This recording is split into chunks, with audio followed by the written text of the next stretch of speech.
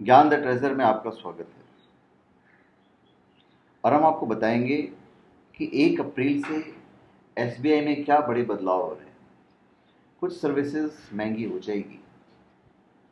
देश का सबसे बड़ा बैंक है एसबीआई, मतलब स्टेट बैंक ऑफ इंडिया। उसका स्वरूप कल से बदलने जा रहा है।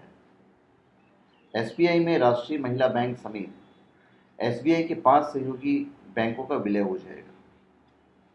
इसके बाद बैंकों के कस्टमर 1 अप्रैल से एसबीआई के कस्टमर होंगे, जो बैंक जो विलय होंगे।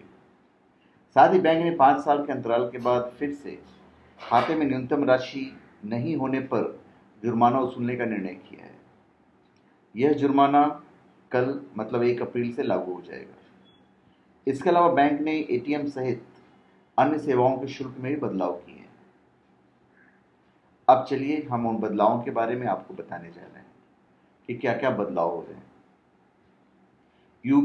बैंक यूपीआई के माध्यम से 1,000 रुपये तक के लेन देन पर कोई शुल्क नहीं होगा। डेबिट कार्ड धारकों से एसएमएस अलर्ट भेजने के लिए एसबीआई हर तिमाही 15 रुपये का शुल्क लेगा, जो त्रैमासिक आधार पर औसत 25,000 रुपये की बकाया राशि खाते में रखते हैं।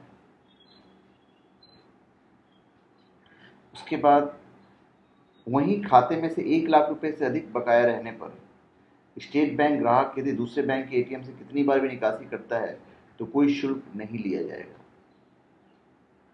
एसबीआई खुद के एटीएम से तब कोई शुल्क नहीं लगाएगी जबकि संबंधित व्यक्ति के खाते में 25,000 रुपये से अधिक बकाया रहता है।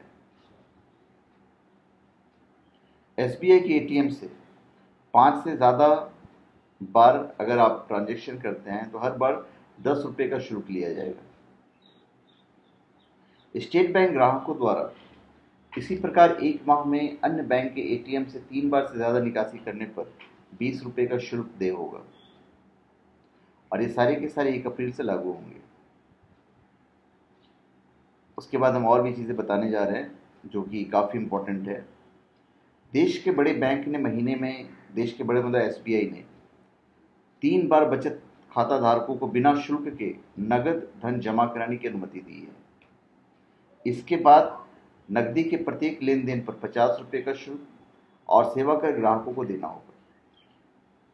चालू खाते के मामले में यह शुल्क अधिकतम 20,000 रुपये भी हो सकता है। चालू खाते के लिए वो थोड़ा सा महंगा पड़ेगा। एसबीआई के जो संशोधित शुल्कों की सूची के अनुसार खातों में मासिक औसत बकाया रखने में नाकाम रहने पर 100 रुपये तक का जुर्माना लगाया जा सकता है और उस पर सेवा कर भी देना होगा। शहरी क्षेत्र के खाता धारकों के खाते में यदि न्यूनतम राशि 5,000 रुपये का 75% होगा तो 100 रुपये का शुल्क और सेवा कर जुर्माना शुल्क देना होगा। यदि बकाया न्यूनतम राशि के 50% अथवा उससे भी कम है तो ऐसी स्थिति में बैंक 50 रुपये और सेवा कर वसूल करेगा।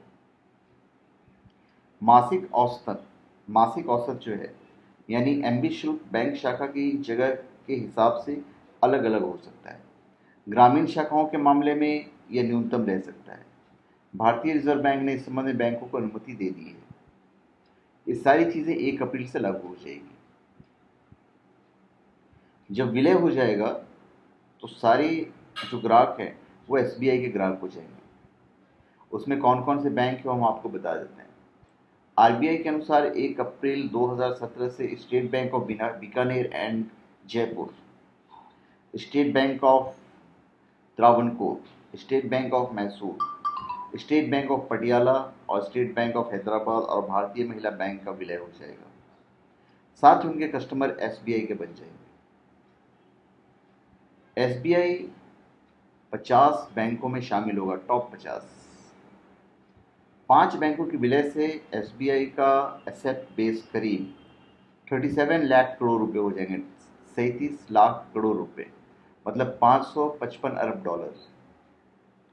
साथ ही 22,500 ब्रांच और 58,000 एटीएम होंगे।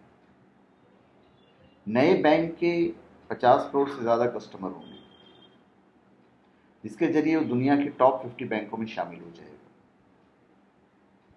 ब्याज दर पे भी असर पड़ेगा। जो हम आपको बताने जा रहे हैं।